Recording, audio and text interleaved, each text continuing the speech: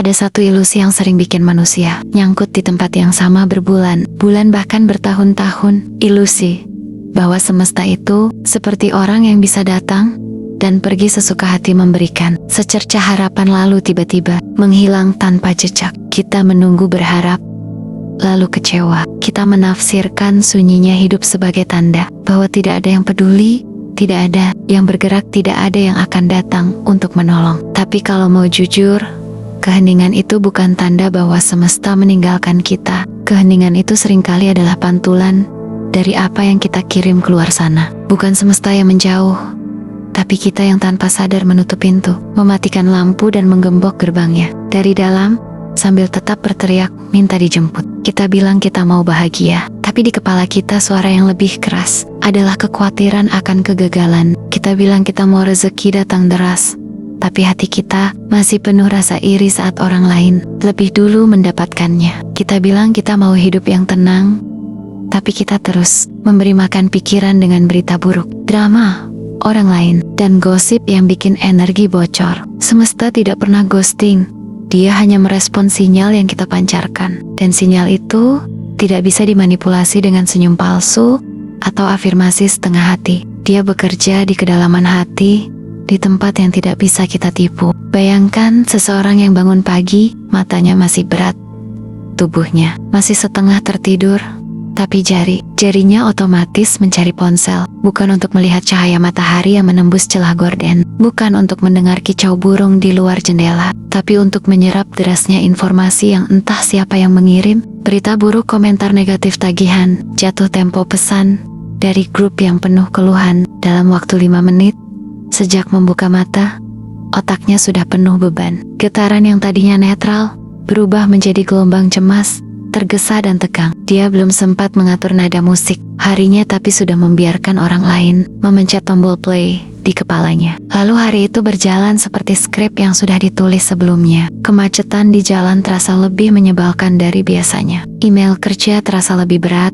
dibalas. Bahkan ucapan selamat pagi dari rekan kerja terdengar hambar. Bukan karena semua orang jahat atau semua situasi buruk, tapi karena filter pikiran kita sudah penuh noise sejak awal hari, dan saat filter itu kotor, semua hal yang masuk akan terlihat lebih gelap dari aslinya. Pernah lihat orang yang bisa tetap tenang di tengah masalah besar? Bukan karena masalahnya kecil, tapi karena dia memilih nyetel frekuensi yang tepat. Dia tahu kalau hidup itu seperti stasiun radio. Untuk mendengar musik yang kita suka, kita harus memutar tombolnya sampai pas. Kalau frekuensinya meleset, sedikit saja yang keluar cuma suara berisik. Rezeki bekerja dengan prinsip yang sama. Bukan tentang seberapa keras kita berteriak, gue mau ini, gue mau itu, tapi tentang seberapa konsisten kita memancarkan sinyal yang selaras dengan apa yang kita minta. Banyak orang salah kaprah waktu dengar kata law of attraction. Mereka pikir cukup duduk membayangkan sesuatu dengan mata terpejam lalu semua akan datang dengan sendirinya. Padahal hukum tarik-menarik itu bukan tentang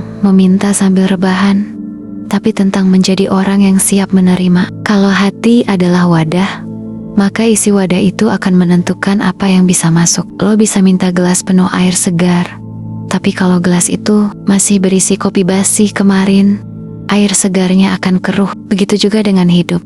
Kita bisa berdoa, minta kelimpahan, tapi kalau di dalam kita masih penuh dengan racun pikiran negatif, yang datang bukan keberlimpahan, melainkan serangkaian kebetulan buruk yang kita ciptakan sendiri. Magnet rezeki bekerja seperti frekuensi radio. Kalau kita mau mendengar siaran yang jernih, frekuensinya harus pas. Kebahagiaan, rasa syukur, dan keyakinan itu adalah gelombang yang memanggil peluang bantuan dan rezeki dari arah yang bahkan tidak kita duga. Sebaliknya, rasa iri, takut, dan khawatir memanggil situasi yang mengonfirmasi ketakutan itu sendiri. Kita ibarat antena yang bengkok tidak akan menangkap sinyal, bagus sekeras apapun pemancarnya. Pernah dengar cerita tentang petani yang menanam 2 jenis tanaman di ladangnya. Satu sisi dia tanami jagung, sisi lainnya dia biarkan kosong. Tapi setiap kali hujan datang, air yang mengalir dari tanah kosong itu membawa gulma dan hama lalu menyebar ke sisi ladang yang ditanami jagung. Akhirnya jagungnya tumbuh setengah-setengah, bukan karena benihnya jelek,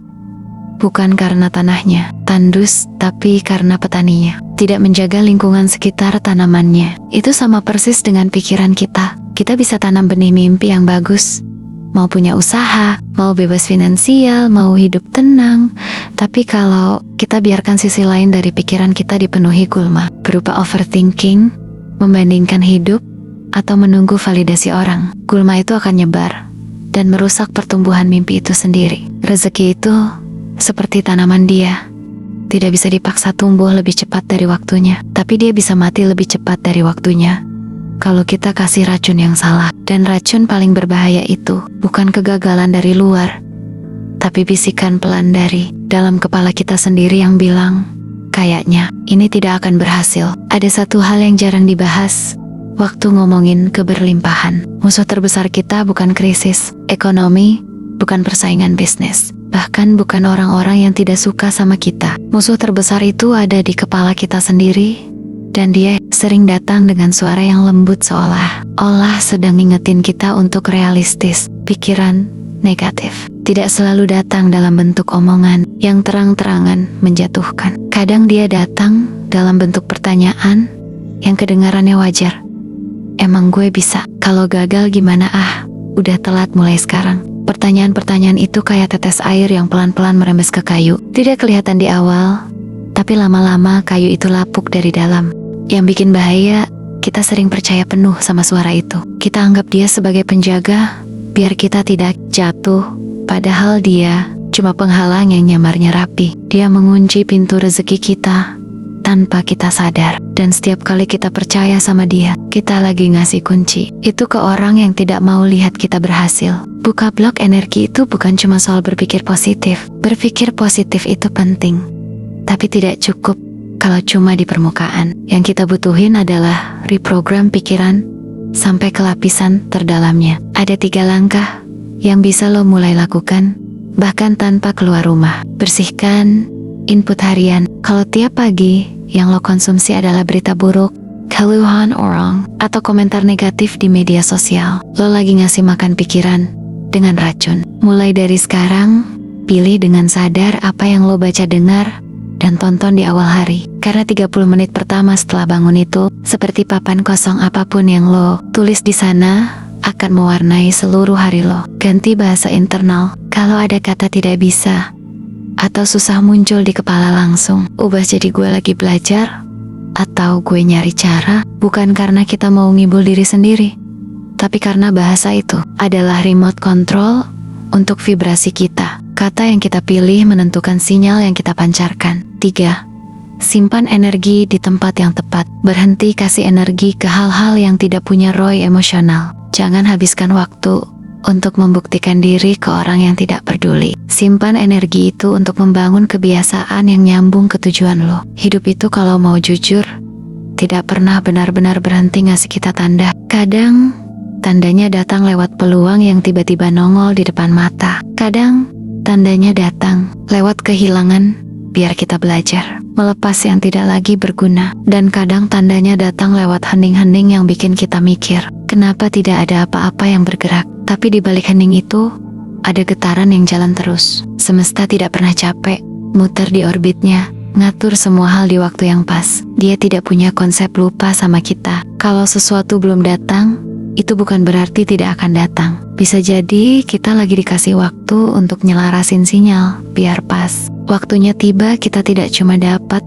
tapi bisa jaga. Coba ingat lagi, berapa kali kita minta sesuatu, tapi setelah dapat, kita sendiri yang melepasnya karena belum siap. Kita minta hubungan yang sehat, tapi hati masih penuh luka dari masa lalu. Kita minta usaha yang sukses, tapi pola pikir kita masih mental. Karyawan yang takut ambil risiko. Kita minta uang banyak, tapi cara kita mengelola uang kecil aja masih bocor ke hal-hal yang tidak penting. Itu kenapa kadang semesta kayak nahan dulu, bukan untuk nyiksa, tapi untuk nyelamatin kita dari versi diri kita yang belum siap. Hidup ini bukan cuma soal mendapatkan, dia soal menjadi versi diri yang pantas menerima apa yang diminta. Karena kalau getaran kita belum nyampe semua yang dikasih, akan terasa berat, bukan berkat.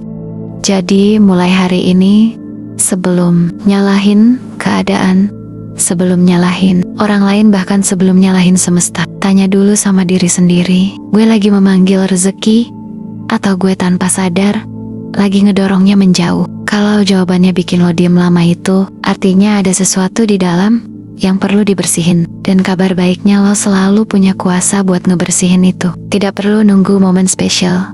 Tidak perlu tunggu semua sempurna. Lo bisa mulai sekarang dari pikiran pertama yang lo pilih untuk percaya. Nanti malam sebelum mata lo benar-benar merem, coba hening sebentar. Dengerin suara di kepala lo. Kalau yang terdengar cuma keluhan ketakutan dan semua alasan kenapa hidup lo berat, berarti selama ini lo bukan ditinggalin semesta. Lo cuma sibuk nutup pintu buat dia masuk. Pertanyaannya, lo mau terus ngegemboknya atau malam ini lo mulai nyari kuncinya?